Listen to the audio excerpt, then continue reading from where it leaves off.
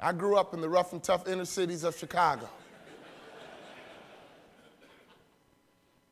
And I had a rough childhood.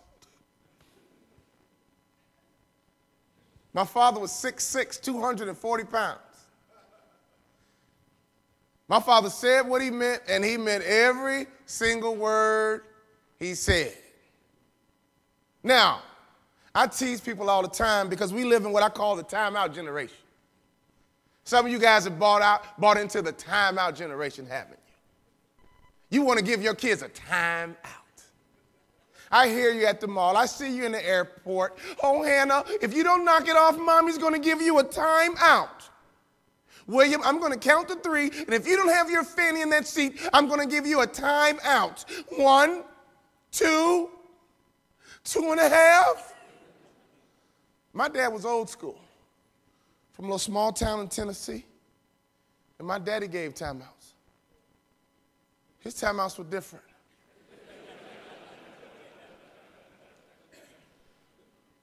When we got in trouble, I mean real trouble, my father would go into the closet and get his favorite leather belt. He never wore this belt with clothes. This belt had one function and one function only.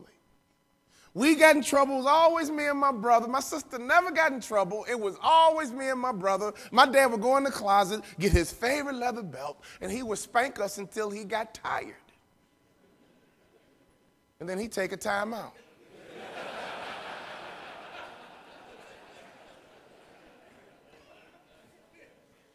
By the time I was 12 or 13, my dad could look at us and we straightened up. It got so bad, I would say, Dad, don't worry about it this time. I'm going to spank myself. But I thank God for those timeouts, and here's why. You always hear the term peer pressure. Am I right or wrong? My kid deals with peer pressure. My kid is dealing with peer pressure. Peer pressure is real, but my father created what I call parental pressure. And parental pressure was stronger than peer pressure, so it protected me in the streets of Chicago. Does that make sense? My dad raised kids, and we've all gone on to be functional citizens in society, so I thank God for timeouts. But here's where it got real tricky for me. My father was a 6'6", 240-pound high school principal who said what he meant and meant what he said. The first thing I want to talk about today is confidence. Look to your neighbor and say confidence. This is one thing I learned from professional sports. I never, ever, ever, ever had an NBA teammate without extremely high levels of confidence. When I played high school basketball, some of my teammates' confidence fluctuated. At the University of Minnesota, Division I basketball, Big Ten basketball, many of my teammates' confidence fluctuated. But when I got to the Utah Jazz, Dallas Mavericks, and Detroit Pistons, I never, ever, ever had an NBA teammate without extremely high levels of confidence. I give you permission to be confident. There's nothing you're going to do well without confidence. For some reason, our society frowns on confidence. I can't figure out why. Don't you believe Oprah Winfrey has confidence? Don't you believe Bill Gates has confidence? Tiger Woods has confidence. Am I right or wrong? Michael Jordan has confidence. I just left D.C. in inauguration. Guess what? Our new president has what? Confidence. There is nothing you can do well in any industry without confidence. See, when we were young, developing, and immature, we always threw pity parties. Am I right or wrong? We couldn't process our emotions, so everything was a big deal. Raise your hand if you played records in high school. 33s, 45s, 78s. Raise both hands if you had an egg tape player in high school. Now, that's a couple of you guys with that silver hair. I see you in the back. You cranked your music in high school, but I'm going to leave you alone today. Nowadays, what do kids have? iPods and MP3s. If you have kids, they are somewhere throwing a pity party about something. Am I right or wrong? So I got back home, closed my bedroom door, and I brought out my boombox, and I invited Lionel Richie to my pity party. You've never been to a good party without music, have you? I cut up my boombox and played me some Lionel Richie. Hello? Is it me you're looking for? For I wonder where you are, and I wonder what you do. Are you somewhere feeling lonely? or is someone loving you?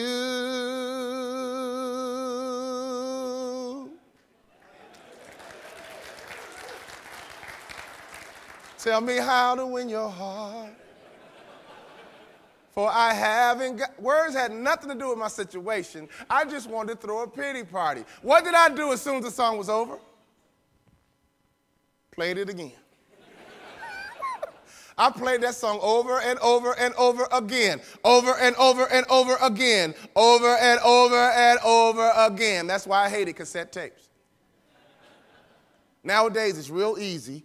We press one button, and our little sad song plays over and over and over again.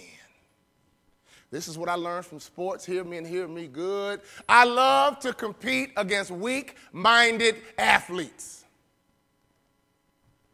I love to compete against weak-minded athletes. Every single game, I would get a scouting report when I was in the NBA against who I matched up against that night. It would give me a breakdown of where they like to shoot the ball. It would give me a percentage of what side of the court where they scored the bulk of their points. It gave us all kind of insight and information on how to defeat my competition. And at the very bottom, it would give you a mental makeup of your matchup for that night. I don't care if it was Michael Jordan, Clyde Drexler, Reggie Miller, on and on. You would get a matchup of who you had to compete against that night. And every once in a while, I would see at the bottom the mental makeup of the athlete, and it would say something like this: he is very talented, very athletic, but he is soft. He is very athletic. He has a great vertical. If he gets going, he can have a great night, but if you get on him early, he will quit. He is not mentally tough. I would read these scouting reports. And my first thought was, what are they saying about me in the other locker room?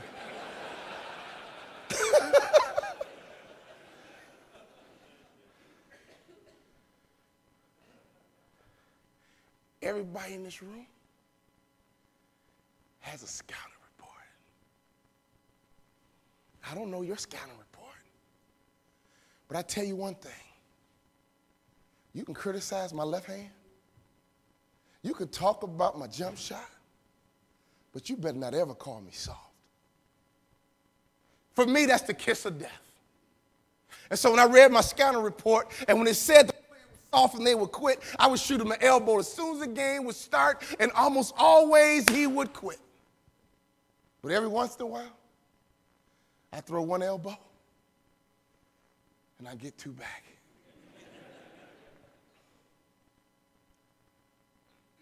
We played that pity party over and over and over again because when people are weak-minded, they meditate on the wrong thing over and over and over again. It has nothing to do with talent, has nothing to do with the ability. What happens is this person has an undisciplined mind. They meditate on the wrong thing over and over and over again. Here's the good news. I cut off my boombox, and I came up with the plan. I'm going back to high school. I'm going to be starting a baseball team, basketball team, football team, president of the journalism club, and my classmates are going to vote me most likely to succeed, even though I'm the principal's son. Significant because every student, every teacher had made up their mind to hate my guts the first day of school. I'm happy to report by the time I graduated from high school, I was starting a baseball team, basketball team, football team, president of the journalism club, and my classmates voted me most likely to succeed. And as a bonus, I heard through the grapevine all the girls thought I was cute. And so these fans will sit there and say, suck it up, get tough, suck it up, get tough, suck it up, get tough. That's what I heard 8 years as a professional athlete, by men sitting there with the beer belly. I knew I could beat them in a 40-yard dash, and I could run backwards and still beat them.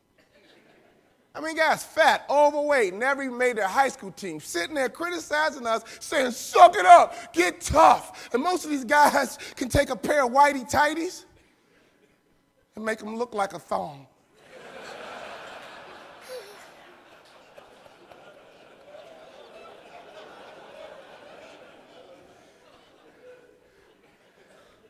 And I would hear that over and over. Suck it up, get tough. So now I'm a motivational speaker.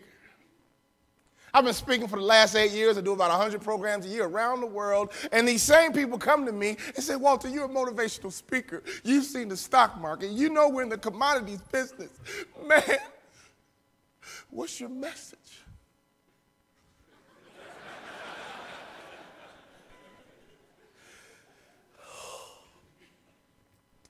I've been waiting a long time. I've been waiting so long. And here's my message. Suck it up and get tough. I played for a guy named Jerry Sloan. He come in the locker room and say, you know what? We're playing like a bunch of sissies. Let's go out here in the second half and win the game. Let's go out here in the second half and play tough Utah Jazz defense.